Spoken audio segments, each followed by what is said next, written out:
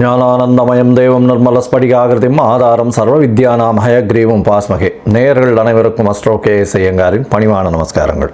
குரு வக்ர நிவர்த்தி, அதாவது குரோதி வருஷம் தை மாதம் 29ஆம் தேதி 11/2/2025 செவ்வாய்க்கிழமை, சித்த யோகம், பூச நட்சத்திரம், சனியினுடைய நட்சத்திரம், கடகராசி வேற, குரு உச்சம் பெறக்கூடிய நட்சத்திரம் வேறு.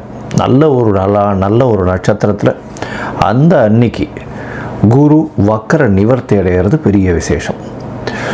வக்ர நிவர்த்தி எவ்வளோ நாளைக்கு இருக்குது அப்படின்னா 11/2/2025 11/5/2025 வரலும் ரிஷபத்திலேயே குரு வக்ர நிவர்த்தி பெற்று நல்லபடியாக இருக்கார்.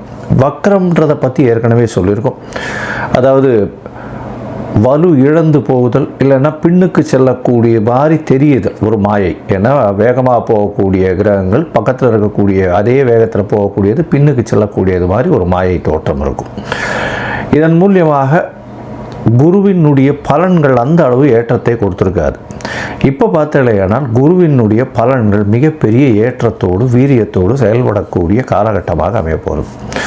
சரி, இப்போ 11/2/2025 குரு வக்ர நிவர்த்தி அடைகிறார். இதன் மூலியமாக பார்த்தலையானால் குரு அப்படின்னு சொன்னோம்னாலே குரு பார்க்கக்கூடிய நன்மை. குரு அப்படின்னு சொன்னோம்னாலே முழு சுவர் அப்படின்னு ஜோதிட சாஸ்திரத்தில் சொல்லக்கூடியவர் தேவகுருவான குரு அப்படின்னு சொல்லக்கூடியவர் வியாழன் கிரகத்தை தான் சொல்கிறார். இவர் இருந்த இடத்தையும் சுபப்படுத்துவார், பார்க்கக்கூடிய இடத்தையும் சுபப்படுத்துவார். இதுதான் இவருடைய பெரிய விசேஷமே. பகை என்பது எதுவுமே கிடையாது. அதை தவிர எதிர் இடத்துல போயிட்டார், அதாவது எதிராளிகளோட போயிட்டார் அப்படின்னால இதுவாக கொடுத்துருவார். அதாவது உங்களுக்கு ஒரு நல்ல வெற்றியை கொடுக்கறதுக்கு பதிலாக தோல்வியை கொடுப்பார் அப்படின்றது கிடையாது. ஒன்று குரு பார்த்தார்னா அந்த இடம் சுபப்படும், இல்லைன்னா அந்த இடத்துல ஒன்றும் இல்லாமல் அவர் ஒன்றும் பண்ண மாட்டார், அசுபப்படாது. அது குருவினுடைய ஒரு பெரிய ஏற்றம்.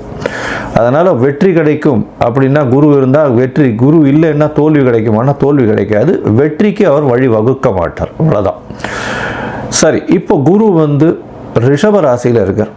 இந்த காலகட்டத்தில் பார்த்தாலேனால் குரு பார்வை அப்படின்னு சொல்லக்கூடியது 7ஆம் இடம் அப்படின்னு சொல்லக்கூடிய விருச்சிகத்திலையும், அதாவது எல்லா கிரகங்களுக்கும் உண்டான பார்வைகள்னு சொல்லக்கூடியது 7ஆம் இடத்துல விழும்.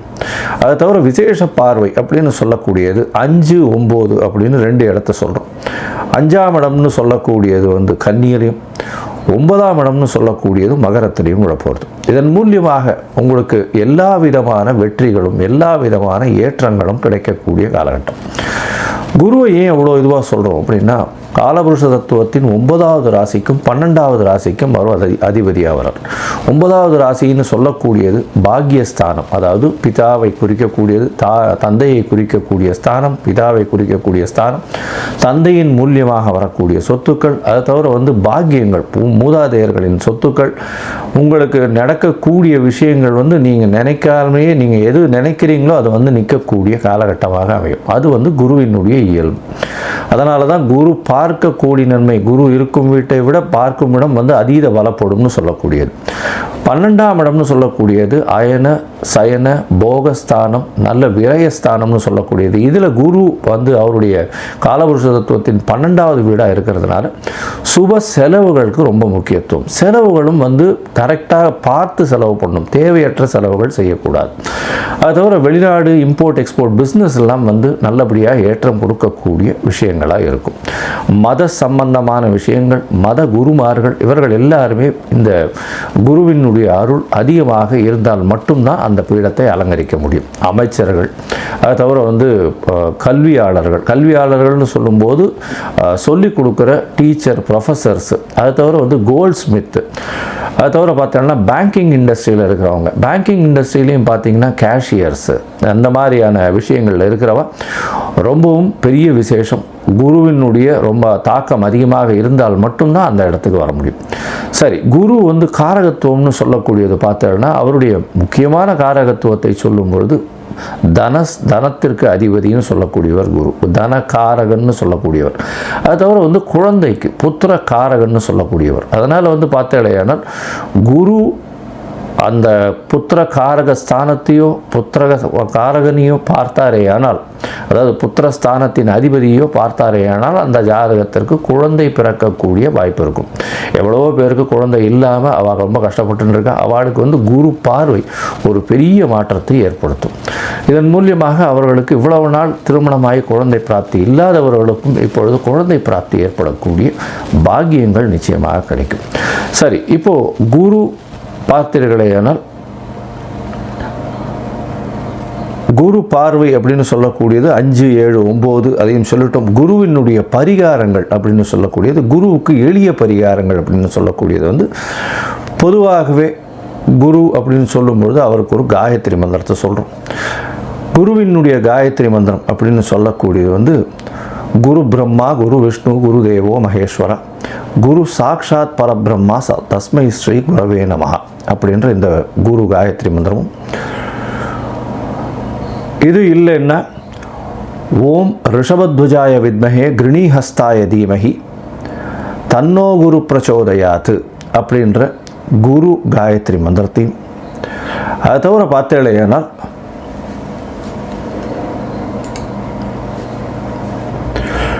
குரு தேவாய வித்மஹே பிரம்மானந்தாய தீமஹி தன்னோ குரு பிரச்சோதயாத்து அப்படின்ற இன்னொரு காயத்ரி மந்திரமும் இருக்குது. இது எல்லாத்தையுமே நான் வீடியோவில் அட்டாச் பண்ணி போடுறேன். உங்களுக்கு நீங்களும் பார்த்து பயனடைங்க. இந்த குருவினுடைய காயத்ரி மந்திரம் ஒரு நாளைக்கு 3 தடவையாவது, அதாவது இந்த குரு கோச்சார குரு அந்த அளவு ஏற்றத்தில் இல்லாதவர்கள் கண்டிப்பாக சொல்லணும். இது சொல்கிறதன் மூலியமாக குருவினால் ஏற்படக்கூடிய தாக்கம் அப்படின்னு சொல்லக்கூடியது நிச்சயமாக இல்லாமல் இருக்கும். சரி, இதற்கு பிறகு பார்த்தேனால் குருவுக்கு அப்படின்னு சொல்லும்போது அரச மரம், விநாயகர், அதை தவிர சந்தன மரம், அதை தவிர குருவுக்கு அப்படின்னு சொல்லும்பொழுது தட்சிணாமூர்த்தி, மஞ்சள் கலர் வேஷ்டி, மஞ்சள் கலர் துண்டு, மஞ்சள் கலர் ஆடைகள், அதை தவிர பார்த்தேனால் கொண்ட கடலை, இதெல்லாம் குருவினுடைய வஸ்துக்கள்னு சொல்லக்கூடியது. தங்கம், இதெல்லாம் குருவினுடைய வஸ்துக்கள்னு சொல்லக்கூடியது. இது குருவை பற்றி சொல்லும்பொழுது சொல்லிட்டே இருக்கலாம். குரு அப்படின்னு சொன்னோமே ஆனால் குருவினுடைய எளிய பரிகாரங்கள் சொல்லக்கூடியது வியாழக்கிழமையில் மூக்குக்கடலை சுண்டல் அருகில் இருக்கக்கூடிய தட்சிணாமூர்த்தி கோவில்லையோ சிவன் கோவில்லையோ இல்லை விஷ்ணு கோவில்லையோ உங்களால் முடிஞ்சது சனிக்கிழமை அன்னைக்கு ஆஞ்சநேயருக்கோ கொண்டு போய் பண்ணிட்டு வர்றதன் மூலியமாக உங்களுக்கு குருவினால் ஏற்படக்கூடிய தாக்கங்கள், அதாவது பிரச்சனைகள் நிச்சயமாக குறையும். பிரச்சனைகள் என்ன வரும் அப்படின்னா, குருவின் மூலியமாக வரக்கூடிய பிரச்சனைன்னு பார்த்தீங்கன்னா பண முடை வரும். எப்படி வரும்னா, தன காரகன்றதுனால உங்களுக்கு வர வேண்டிய பணம் அந்த காலகட்டத்தில் வராது. அதனால் பண முடை வரக்கூடிய வாய்ப்புகள் அதிகம். அது தவிர புத்திர பாக்கியம் ஏற்படுவது கொஞ்சம் தள்ளி போகக்கூடிய காலகட்டமாக இருக்கும். ஏன்னா இது ரெண்டுத்திலையுமே மிகுந்த காரகத்துவம் பெற்று இருக்கிறதுனால பொதுவாகவே கோச்சாரத்தின் மூலியமாக சிறு தடங்கள் வரக்கூடிய காலகட்டம். யார் யாருக்கு குரு சரியாக இல்லையோ அவர்களுக்கு இந்த எளிய பரிகாரங்கள் சொல்கிறேன். இதை தவிர ஒரு ராசிக்கும் நம்ம பேசும்பொழுது அந்த ராசியில் என்ன ஏற்றம் இருக்குது அப்படின்றத பார்த்துட்டு அந்த ராசிக்கு எந்த கோவிலுக்கு போனால் நல்லபடியாக இருக்கும் அப்படின்றதையும் சொல்கிறேன். இப்போது மேஷம் முதல் மீனம் வரை குரு வக்ர நிவர்த்தி என்ன பலன்களை கொடுக்கும் அப்படின்றத பார்ப்போம். அதற்கு முன்னாடி என்னுடைய மொபைல் நம்பர் ஸ்க்ராலிங்கில் போயின்னு இருக்கும். உங்களுக்கு அஸ்ட்ராலாஜிக்கல் கன்சல்ட் தேவைப்பட்டது ஆனால் எனக்கு ஃபோன் பண்ணுங்க. உங்களுடைய date, time, place of birth, உங்களுடைய பெயர், உங்களுடைய தாய் தகப்பனார் பெயர் இதுவரையும் எனக்கு அனுப்புங்க. நான் என்னுடைய கட்டணம் என்ன அப்படின்றத போடுறேன். அதுக்கப்புறம் உங்களுடைய ஜாதகத்தை போட்டு ஜாதகத்தில் சந்தி இருக்கான்னு பார்த்துட்டு, அந்த சந்தி இருந்ததே ஆனால் நட்சத்திர சந்தி, நட்சத்திர பாத சந்தி, லக்ன சந்தி, லக்ன பாத சந்தி இதெல்லாம் பார்த்துட்டு உங்களுடைய ஜாதகத்தை போட்டுட்டு அதற்கப்புறம் உங்களுடைய தசாபுக்தி அந்தரம் சூக்ஷ்மம் இதன் மூலியமாக இன்றைய கோச்சாரத்தின் விளைவாகவும் என்னென்ன பலன்கள் இருக்குன்றதை பார்ப்போம். ஏன்னா தசா சந்திகள்லாம் ஏன் வருது அப்படின்னா, அதாவது நட்சத்திர சந்தி இதெல்லாம் ஏன் வருது அப்படின்னா, எனக்கு 40 வயசு 50 வயசு ஆட்கள்லாம் ஃபோன் பண்ணும்பொழுது அவள்லாம் மிருகசீரிஷ நட்சத்திரம் நினச்சிட்டு ரிஷபராசின்னு சொல்லிட்டு இருப்பா, ஆனால் மிதுன ராசியில் இருப்பாள். விசாக நட்சத்திரம்னு சொல்லிட்டு இருப்பா, துலாத்தில் இருப்பாள். அதனால் ஆனாலும் இது விருச்சிகத்தில் இருப்பாள். இந்த மாதிரியான உடைந்த நட்சத்திரங்கள், கால் அரை முக்கால் அப்படின்னு உடைந்த நட்சத்திரங்கள் இருக்கக்கூடியதும் ஒரே ராசியில் பார்த்தேனால் ஒரு பாதத்திலிருந்து அடுத்த பாதங்கள் மாற்றங்கள் இருந்ததுனாலும் உங்களுடைய தசாபுக்தியினுடைய அதாவது வெளிப்பாடுகள் நிச்சயமாக மாறும், அதனுடைய விளைவுகள் நிச்சயமாக மாறும். அதனால் அதை முதல்ல பார்த்து போட்டுட்டு அதுக்கப்புறம் உங்களோட அப்பாயின்மெண்ட் கொடுத்து பேசுகிறேன். சரி, இப்போ மேஷம் முதல் மீனம் வரை குரு வக்ர நிவர்த்தி 11/2/2025 முதல் 11/5/2025 வரை உண்டான பலன்கள். மேஷம், அஸ்வினி, பரணி, கிருத்திகை இந்த 3 நட்சத்திரம் 9 பாதங்களை கொண்ட ராசி. ராசியின் அதிபதி அப்படின்னு சொல்லக்கூடியவர் செவ்வாய் ராசிக்கு 3ஆம் இடத்துல இருக்கார். இந்த வக்கர குரு நிவர்த்தி அப்படின்னு பார்த்தேனால் 11/2/2025 வரக்கூடிய காலகட்டம். ஒரு 90 நாள் இருக்குது. இதில் பார்த்தேன்னா உங்களுடைய ராசிக்கு 2ஆம் இடத்துல குரு வக்கர நிகதியில் கிட்டத்தட்ட ஒரு 120 நாள் இருந்திருக்கார். இந்த காலகட்டத்தில் பார்த்தேன்னா பண வரவு கொஞ்சம் தடைப்பட்டு இருக்கும், செலவுகள் தேவையில்லாத செலவுகள் இருக்கும், குடும்பத்தில் சிறு சிறு தொல்லைகள் இருந்திருக்கும். இப்போ பார்த்தேன்னா உங்களுக்கு பெரிய ஏற்றம் கிடைக்கக்கூடிய காலகட்டமாக இருக்குது. குரு 2ஆம் இடத்துல இருக்கும்போது தனம், குடும்பம், வாக்கு ஸ்தானத்திலேயே அவர் போய் உட்கார்ந்துருக்கார். அதாவது தனகாரகன் தனஸ்தானத்தில் இருக்கிறது பெரிய விசேஷம். அதுவும் வக்கர நிவர்த்தி அடைகிறார். இதை தவிர ஒரு பெரிய விசேஷம் என்ன அப்படின்னா குருவும் சுக்கிரனும் பரிவர்த்தனையாளர்.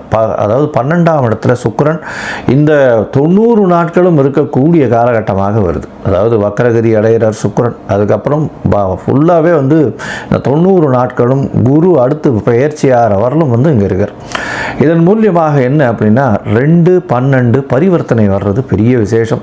வீட்டில் சுப செலவுகள் நடக்கும், குடும்பத்தில் சந்தோஷம் இருக்கக்கூடிய காலகட்டமாக அமைய போகிறது. பேச்சில் நல்ல நளினம் இருக்கக்கூடிய காலகட்டமாக அமைய போகிறது. எந்த ஒரு வார்த்தை நீங்கள் கொடுத்தீங்கன்னாலும் அந்த வார்த்தை நிச்சயமாக ஏற்றுக்கொள்ளப்படக்கூடிய காலகட்டமாக அமையும். நீங்கள் சொல்லக்கூடிய வார்த்தைகள் நிச்சயமாக ஏற்றுக்கொள்ளப்படும். ஒரு பொது கூட்டம், அந்த பொது விஷயங்களில் தலையிடுபவர்களுக்கு பெரிய ஏற்றம் கிடைக்கக்கூடிய காலகட்டம்.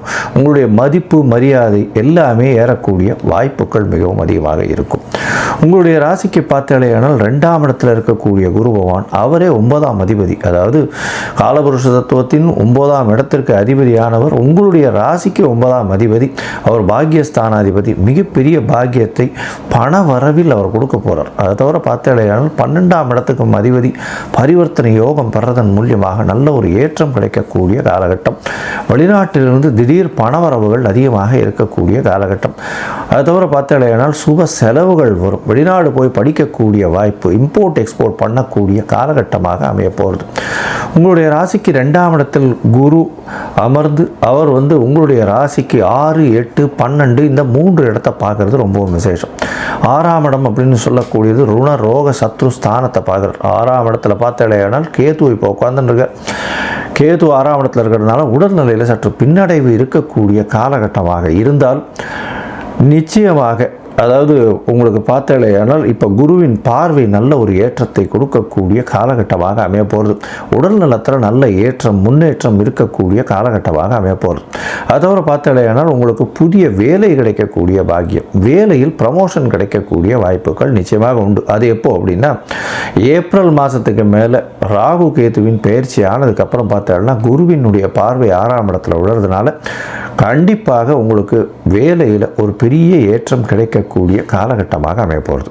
அது தவிர பார்த்தாலேயானால் உங்களுடைய ராசிக்கு 6ஆம் இடம்னு சொல்லக்கூடிய இடத்த குரு பார்க்கறதுனால புதிய கடன் வாங்கக்கூடிய யோகம் வரும். புதிய கடன் வாங்கக்கூடிய யோகம்னா புதுசாக வீடு மனை வாங்கிறதுக்கும் தொழிலில் அபிவிருத்தி பண்ணுறதுக்காக புதிய கடன் வாங்கக்கூடிய வாய்ப்புகள் நிச்சயமாக இந்த மாதம் இந்த குரு வக்ர நிவர்த்தியில் கிடைக்க போகிறது. உங்களுடைய ராசிக்கு பார்த்தாலேயானால் 8ஆம் இடத்தையும் குரு பார்க்குறார். 8ஆம் இடம் அப்படின்னு சொல்லக்கூடியது மறைந்த இடத்தை சொல்லக்கூடிய ஒரு விஷயம். இதன் மூலியமாக பார்த்தாலேயானால் திடீர் பண வரவு, ஏதாவது நீங்கள் நினச்சி கூட பார்த்துருக்க மாட்டீங்க. இன்சூரன்ஸு, அது தவிர ரேஸு, லாட்ரி, ஷேர்ஸு இதிலெல்லாம் பார்த்தீங்கன்னா திடீர் பண வரவு. நீங்கள் எதிர்பாராத ஒரு ஸ்கிரிப்ட் வாங்கி வச்சுருப்பீங்க. அந்த ஸ்கிரிப்டின் மூலியமாக ஷேர் மார்க்கெட்டில் திடீர்னு ஒரு ஏற்றம் உங்களுக்கு அதீத லாபத்தை கொடுக்கக்கூடிய காலகட்டமாக அமைய போகிறது. உங்களுடைய ராசிக்கு பார்த்தாலேயானால் 8ஆம் இடத்தில் குரு பார்க்கறதுனாலையும் அவரே 12ஆம் அதிபதியாக இருக்கிறதுனாலையும் பரிவர்த்தனை யோகத்தில் ஆட்சி பெறதுனாலையும் வெளிநாட்டுக்கு போகணும்னு பார்த்துன்னு இருக்கவாளுக்கு வேலை நிமித்தமாக வெளிநாடு போகக்கூடிய பாக்கியம் நிச்சயமாக இருக்குது. இந்த குரு வக்ர நிவர்த்தியில் பார்த்தேன்னா உங்களுடைய ராசிக்கு 10ஆம் இடத்தையும் குரு பார்க்குறார். 10ஆம் இடத்தை பார்க்கும்போது தொழிலில் அதீதமான வெற்றியும் அபிவிருத்தியும் கிடைக்கக்கூடிய காலகட்டமாக அமைய போகிறது. மொத்தத்தில் பார்த்தாலேயானால் இந்த மேஷ ராசி அன்பர்களுக்கு குருவினுடைய 2ஆம் இடத்து வக்ர நிவர்த்தி பெரிய ஏற்றத்தை கொடுக்கக்கூடிய காலகட்டம். மொத்தத்தில் மேஷ ராசி குரு பெரிய ஏற்றத்தை கொடுப்பார். பணத்திற்கு பஞ்சம் இருக்காது. பரிவர்த்தனை யோகம் பெறுவதனால் பெரிய ஏற்றம் கிடைக்கக்கூடிய காலகட்டம். சுப செலவுகள் அதீதமாக இருக்கும். தொழிலில் பெரிய ஏற்றம் கிடைக்கக்கூடிய காலகட்டம். குடும்பத்தில் நல்ல மகிழ்ச்சி இருக்கும். வேலையில் புதிய மாற்றங்கள் ஏற்படக்கூடிய பாக்கியங்கள் உண்டு. புதிய கடன் ஏற்படும். தொழிலில் பெரிய வெற்றி கிடைக்கக்கூடிய வாய்ப்பு. வெளிநாடு வெளியூர் போகக்கூடிய பாக்கியம். உடல் நலத்தில் நல்ல ஏற்றம் இருக்கக்கூடிய வாய்ப்பு. தந்தையின் உடல் நலத்தில் நல்ல ஒரு ஏற்றமும் தாயின் உடல் நலத்தில் நல்ல ஒரு ஏற்றமும் இருக்கக்கூடிய வாய்ப்புகள் உண்டு. பார்ட்னர்ஷிப் தொழில், அதாவது எதிர்பாலினத்தவர் மூலியமாக நல்ல ஒரு வெற்றி செய்தி வரும். கூட்டாளிகள் மூலியமாக செய்யக்கூடிய தொழிலில் அதீத வெற்றி கிடைக்கக்கூடிய வாய்ப்புகள் கிடைக்கும். போட்டித் தேர்வில் நிச்சயமான வெற்றி கிடைக்கக்கூடிய வாய்ப்புகள் நிச்சயமாக இருக்கும். தந்தையின் உடல் நலத்தில் நல்ல ஒரு ஏற்றம் கிடைக்கக்கூடிய காலகட்டம். கணவன் மனைவிக்குள்ள நல்ல ஒரு அந்யோன்யம் இருக்கக்கூடிய வாய்ப்புகள் நிச்சயமாக இருக்கும். மொத்தத்தில் இந்த மேஷராசிக்காரர்களுக்கு மிகப்பெரிய ஏற்றமும் 90 விழுக்காடு பெரிய ஏற்றத்தை கிடைக்கக்கூடிய வாய்ப்புகள் நிச்சயமாக உண்டு.